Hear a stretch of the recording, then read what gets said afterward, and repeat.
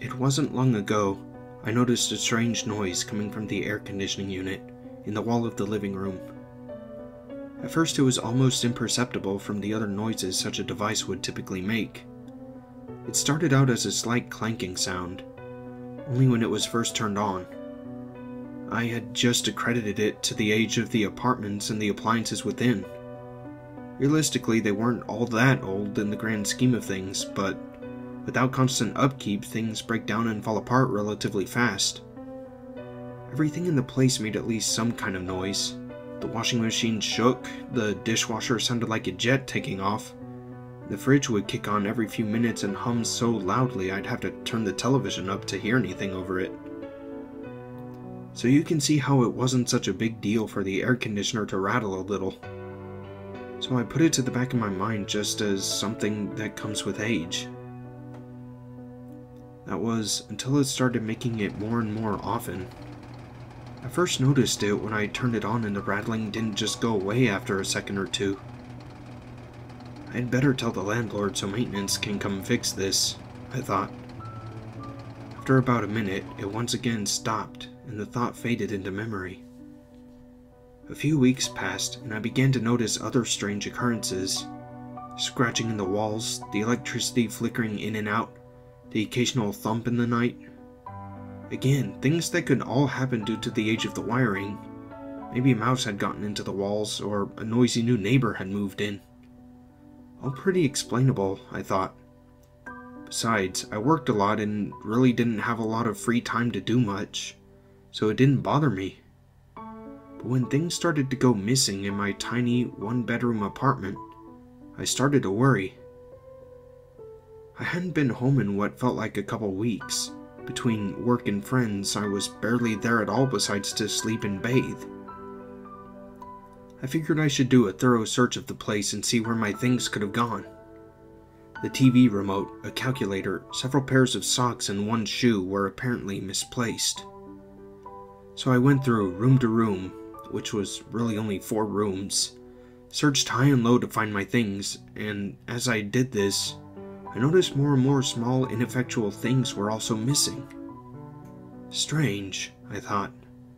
Where could these things have gone?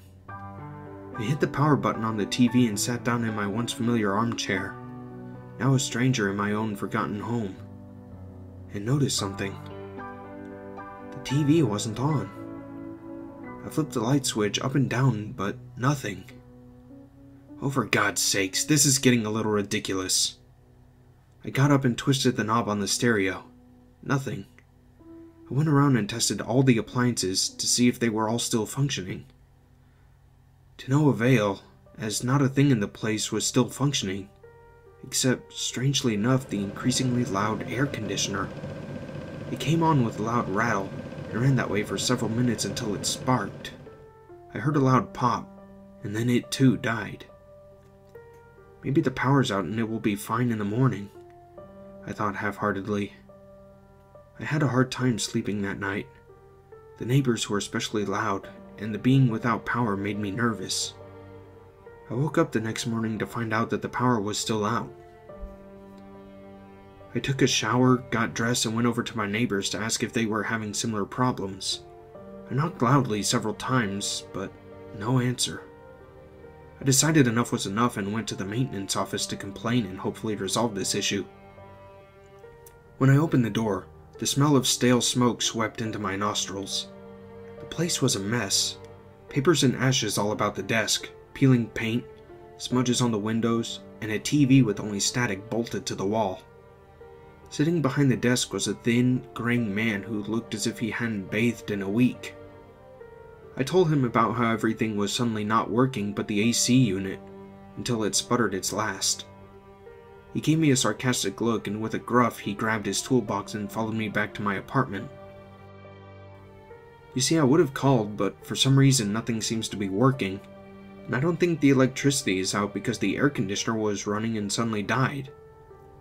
Well, let's take a look at it, he said. He went over to it and unscrewed the faceplate and peered inside. He clicked his flashlight on and went to work unscrewing and checking different things when he stopped suddenly and pulled out a tiny thing attached to a cord that didn't look like it belonged. He looked at me with a raised eyebrow. "This yours?" I couldn't even identify what he was holding. "I don't believe so. What is it?" "It's one of those little spy cameras. You haven't been having girls over secretly taping them, have ya?" He gave a sly grin. "No! What the hell was that doing in my home?" I was getting scared and a little irate. He shrugged. "Well, let's see where this wire goes, huh?" He followed the wire with his hand and stopped to look inside.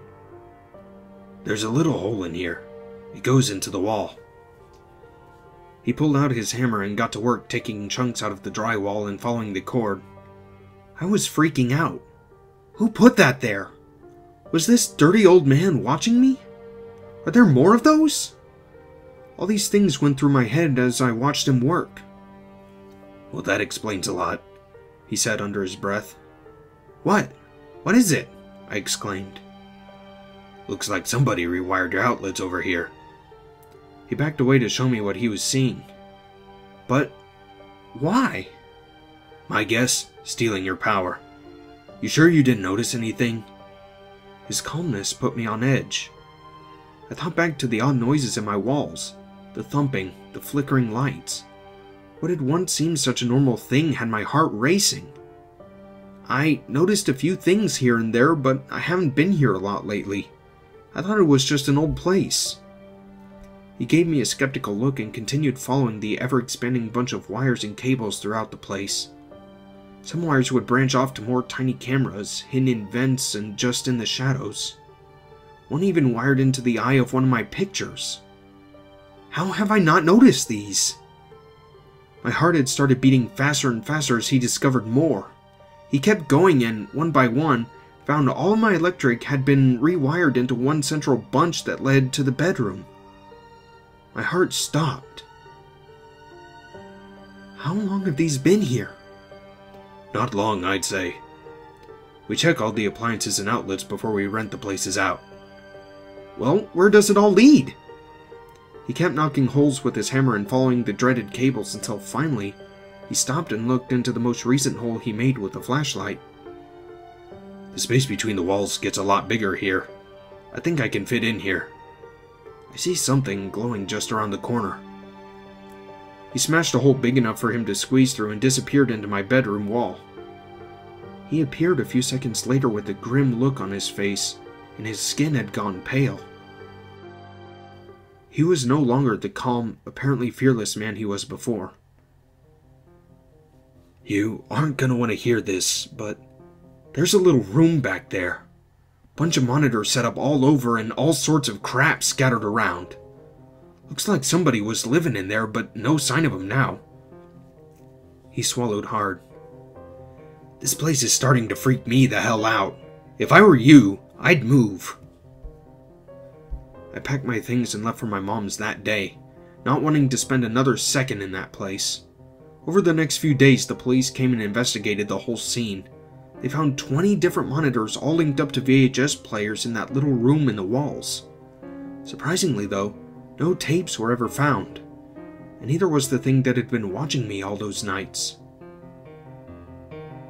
A few weeks had passed and a box arrived on my mother's doorstep. It was unlabeled, but inside was all the little things that had gone missing in my apartment. I also found a dirty, ripped piece of paper with a barely legible message scrawled on it. I like your new place much better.